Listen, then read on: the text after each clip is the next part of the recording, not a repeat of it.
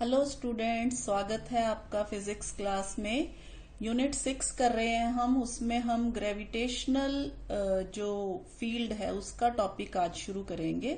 इससे पहले हमने एक्सेलरेशन ड्यू टू ग्रेविटी किया, तो आज पढ़ेंगे बेटा हम ग्रेविटेशनल फील्ड क्या होती है, और उसके बाद हम देखेंगे gravitational potential and gravitational potential energy.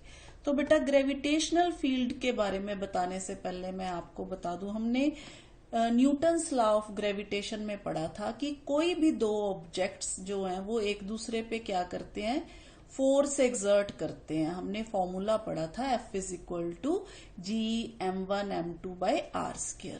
तो बेटा ये फोर्स आती कहाँ से, क्यों फोर्स एक्सर्ट करते हैं, तो उसका आंसर ये है। हम जो टॉपिक कर रहे हैं ग्रेविटेशनल फील्ड।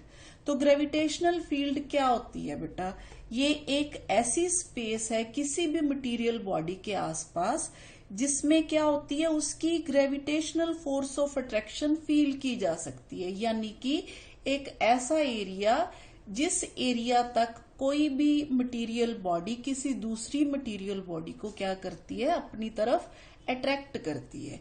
जिस तरह से बेटा हम मैग्नेट देखते हैं, मैग्नेट के पास अगर हम कोई भी लोहे की चीज लेके आते हैं तो मैग्नेट उसको अट्रैक्ट करता है, लेकिन ज्यादा दूर से नहीं अट्रैक्ट करता। जब हम उसके पास लेके आते हैं तो ही अट्रैक्ट करता है। इसका मतलब क्या है, ग्रेविटेशनल फील्ड भी ऐसे ही है किसी ऑब्जेक्ट के आसपास कि कुछ खास डिस्टेंस तक होती है। ठीक है, तो आज हम इसके बारे में बेटा डिटेल से पढ़ेंगे। सबसे पहले इसकी डेफिनेशन ग्रेविटेशनल फील्ड की आपको समझ आ गई। The space around the material body in which it's gravitational force of attraction can be measured, यानी कि वो स्पेस जहां पे हम फोर्स फील कर सकते हैं। ठीक है, तो यही कारण है बेटा कि जो दो बॉडीज हैं एक दूसरे को अट्रैक्ट करती हैं, मटेरियल बॉडीज, जब हम उनको एक दूसरे के नजदीक लेके आते हैं। जी बेटा, ये तो हो गया ग्रेविटेशनल फील्ड। अब हम देखेंगे what is gravitational field intensity, यानी कि स्ट्रेंथ क्या होती है ग्रेविटेशनल फील्ड की, इसकी इंटेंसिटी क्या होती है, उसको कैसे देखते हैं हम। तो बेटा the intensity of the gravitational field of a material body at any point in its field is defined as the force experienced by a unit mass placed at that point। और यहाँ पे एक बात हम और कहेंगे कि जो मास हम वहां प्लेस करते हैं उसका इस बॉडी पे कोई इफेक्ट नहीं पड़ना चाहिए, यानी कि वो ताकतवर नहीं होना चाहिए। ठीक है, तो यहाँ पे हम ये लिखेंगे provided the unit mass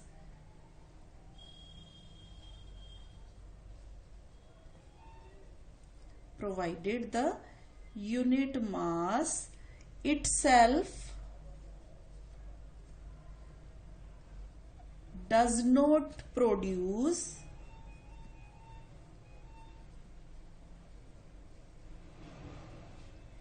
any change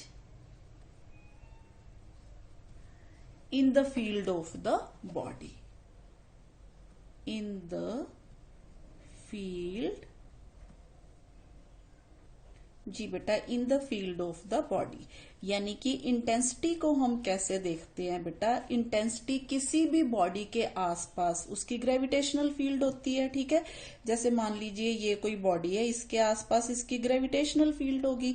तो अब इस ग्रेविटेशनल फील्ड में अगर हम कोई पॉइंट ऑब्जेक्ट रख दें जिसका मास क्या है, इस बॉडी के मास से बहुत बहुत बहुत कम है, ठीक है, ताकि ये बॉडी इसको अफेक्ट करे पर ये वाली बॉडी जो है इस पे कोई असर ना डाले, तो बेटा हम क्या कहेंगे कि force experienced bye a unit mass, यानी कि ये वाली body placed at that point provided the unit mass itself does not produce any change in the field of the body, यानी कि ये इसको अपनी तरफ खींचे पर ये ना इसको अपनी तरफ खींचे।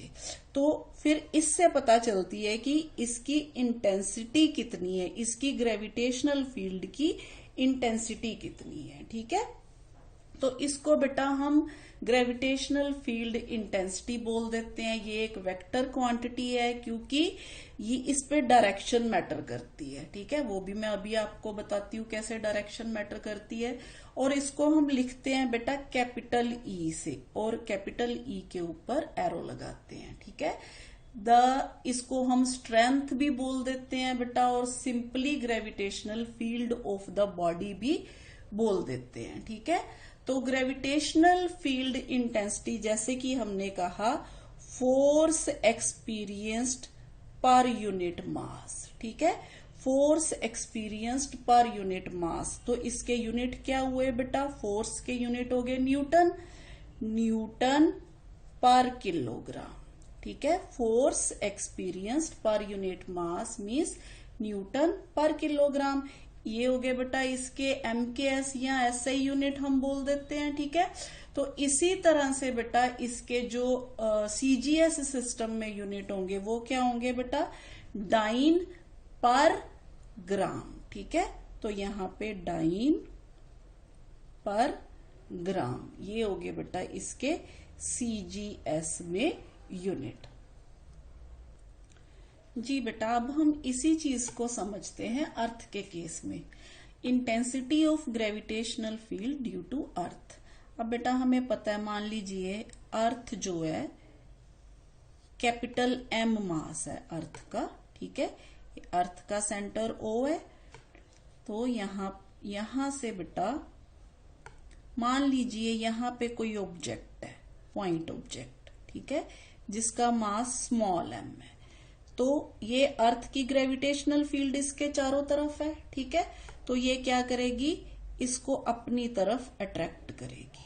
ठीक है, यानी कि ये जो स्मॉल ऑब्जेक्ट है हमने इसकी फील्ड में रखा, ग्रेविटेशनल फील्ड में रखा अर्थ की, तो अर्थ क्या करेगी, इसको अपने सेंटर की तरफ अट्रैक्ट करेगी। ठीक है, मान लीजिए बेटा सेंटर से जो इसकी दूरी है वो स्मॉल r या कैपिटल R कुछ भी है। ठीक है, ये दूरी होगी यहां से सेंटर से इस ऑब्जेक्ट की।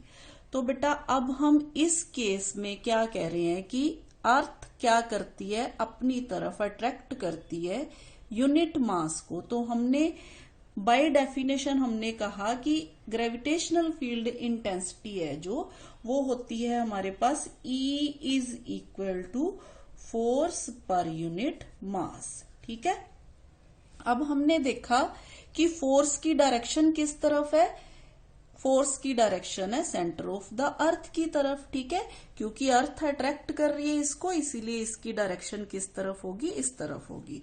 अच्छा बेटा, अब हम अगर कोई ऑब्जेक्ट यहां पे प्लेस कर देते हैं तो इस केस में फोर्स हमारे पास कितनी होती है ये भी हमने पढ़ा है, F is equal to G capital M small m divided by R square. ठीक है, ये तो हो गया फोर्स का फॉर्मूला।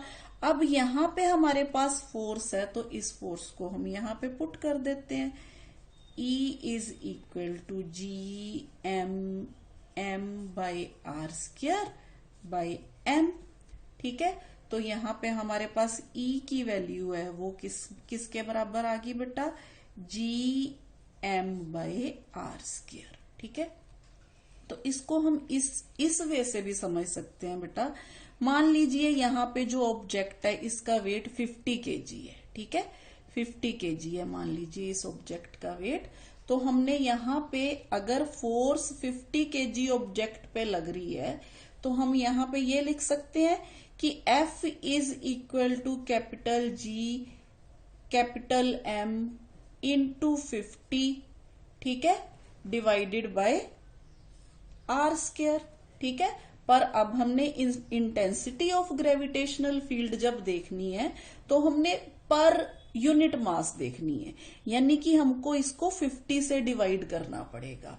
तो E देखने के लिए, फिर इंटेंसिटी देखने के लिए हमें इस इक्वेशन को 50 से डिवाइड करना पड़ेगा। अगर हम इसको 50 से डिवाइड कर देंगे तो ये इक्वेशन हमारे पास बन जाएगी GM बाई R स्क्वायर। ठीक है, तो यही हमारे पास इंटेंसिटी ऑफ ग्रेविटेशनल फील्ड है। अगर हम यहाँ पे मान लीजिए 100 kg मास रख देते हैं तो 100 से डिवाइड करना पड़ेगा। यानी कि जब हमने इंटेंसिटी देखनी है ना, तो हमने ये नहीं देखना कि कितने केजी की चीज है, हमें सिर्फ ये देखना है कि पर केजी कितनी जो फोर्स है वो लग रही है। ठीक है, पर यूनिट मास कितनी फोर्स लग रही है। तो ये है बेटा हमारा इंटेंसिटी फाइंड आउट करने का तरीका। ठीक है, तो यहाँ पे हमारे पास intensity of gravitational field due to earth है, ये आ गई। ठीक है, तो इसको हम एट आर भी लिख सकते हैं, तो हम इसको इस प्रकार भी लिख सकते हैं ई, यहां पे हम एट आर, यानी कि इस पॉइंट पे आर पॉइंट पे जो ग्रेविटेशनल फील्ड है हमारे पास वो किसके बराबर आ गई, G M by R square. ठीक है, और डायरेक्शन किसकी तरफ है, सेंटर की तरफ। तो gravitational field is directed towards the centre of the अर्थ। ठीक है, डायरेक्टेड यहां हम लिख सकते हैं directed towards the centre of the अर्थ। ठीक है बेटा, ये तो आ गई हमारे पास। अच्छा, अब ये जो फॉर्मूला है G M by are square, अगर आपको याद हो पिछला जो टॉपिक हमने किया एक्सेलरेशन ड्यू टू ग्रेविटी, वहां पे हमने पढ़ा था स्मॉल जी की वैल्यू जो होती है, एक्सेलरेशन ड्यू टू ग्रेविटी की वैल्यू जो होती है वो भी किसके बराबर होती है, G M by are square. ठीक है, कुछ याद आया, पिछले टॉपिक में हमने किया था small G is equal to capital G M by are square. तो अगर हम इस वे से देखें तो intensity of gravitational field at a point is equal to acceleration due to gravity at that point. यानी कि जिस पॉइंट पे हम ऑब्जेक्ट मास रखते हैं, यहाँ पे जिस पॉइंट पे हमने पॉइंट मास रखा, या हम इसको टेस्ट मास भी कह सकते हैं, रखा, उस पॉइंट पे जितनी एक्सेलरेशन ड्यू टू ग्रेविटी की वैल्यू होगी उतनी ही इंटेंसिटी ऑफ ग्रेविटेशनल फील्ड होगी। क्लियर बेटा? तो क्लियर है बेटा, इंटेंसिटी जो होती है वो किसके बराबर होती है, acceleration due to gravity at that point. In other words बेटा हम ये भी कह सकते हैं कि gravitational field at a point is G M by are square. ठीक है, it implies that a test mass placed at that point will accelerate towards the earth with acceleration G M by are square. यानी कि जिस acceleration से वो अर्थ की तरफ आके गिरेगा, क्योंकि कोई भी बॉडी अगर हम अर्थ के ऊपर पड़ी होती है तो उसकी क्या टेंडेंसी होती है कि वो अर्थ की तरफ अट्रैक्ट होती है, अर्थ पे आके गिरती है। तो जिस एक्सेलरेशन से वो आके गिरेगी वो किसके बराबर होगी बेटा, G M by are square के बराबर होगी। ठीक है, तो ये है बेटा एक्सेलरेशन ड्यू टू ग्रेविटी। अच्छा बेटा, gravitational field at a point on the surface of earth can be obtained by setting small R by capital R. Capital R is radius of the earth. यानी कि इस equation में अगर हम small are की जगह कैपिटल आर लिख दें तो हमारे पास ये हो जाएगी एक्सेलरेशन ड्यू टू ग्रेविटी के बराबर। ठीक है, क्योंकि पिछले केस में हमने यहाँ पे कैपिटल आर लिया था, रेडियस ऑफ द अर्थ लिया था जब हमने acceleration due to gravity find out की थी। ठीक है, तो यहाँ पे हम ये भी लिख सकते हैं, जी क्लियर है बेटा, अगर हमने स्मॉल आर को कैपिटल आर ले लिया जैसे कि in case acceleration due to gravity में लिया था, तो यहाँ पे हमारे पास इंटेंसिटी ड्यू टू अर्थ जो है वो आ जाएगी G M by are square, which is again equal to small g, यानी कि एक्सेलरेशन ड्यू टू ग्रेविटी। जी बेटा, आई होप कि ये आपको क्लियर हो गया होगा। बेटा ये सेम वैसे ही है जैसे हमने इलेक्ट्रिक फील्ड के केस में, याद है ना आपको, हमने इलेक्ट्रिक फील्ड फाइंड आउट करने के लिए क्या करते हैं, फोर्स पर यूनिट चार्ज करते हैं। उस केस में क्या करते हैं हम, यूनिट पॉजिटिव टेस्ट चार्ज है वो जो प्लेस करते हैं किसी भी दूसरे चार्ज की फील्ड में। तो हम इलेक्ट्रिक फील्ड इंटेंसिटी जिस तरह से फाइंड आउट करते हैं, सेम इसी तरह से हम यहाँ पे ग्रेविटेशनल फील्ड इंटेंसिटी है जो वो फाइंड आउट करते हैं। तो ये तो हो गया बेटा gravitational field due to earth. जी बेटा सेम इसी तरह से जैसे हमारे पास यहाँ पे अगर हम इलेक्ट्रिक फोर्स जो है वो निकालना चाहें तो वो क्या होता है, charge times electric field intensity. लेकिन अगर हम इस केस में बात करें, ग्रेविटेशनल फील्ड के बारे में बात करें, तो हमारे पास जो E होती है वो होती है F/m के बराबर होती है। ठीक है, तो फोर्स किसके बराबर आ जाएगी, E टाइम्स m, यानी कि intensity of gravitational field into mass, यानी कि मास times intensity of gravitational field. तो इसको हम G से भी लिखते हैं, तो हमारे पास ये फॉर्मूला भी होता है F is equal to m into g. ठीक है, क्लियर है बेटा। तो बेटा ये था हमारे पास intensity of gravitational field due to earth. अब इसके बाद हम करेंगे ग्रेविटेशनल पोटेंशियल एनर्जी, वो हम नेक्स्ट लेक्चर में करेंगे। आज के लिए इतना ही बेटा, थैंक यू।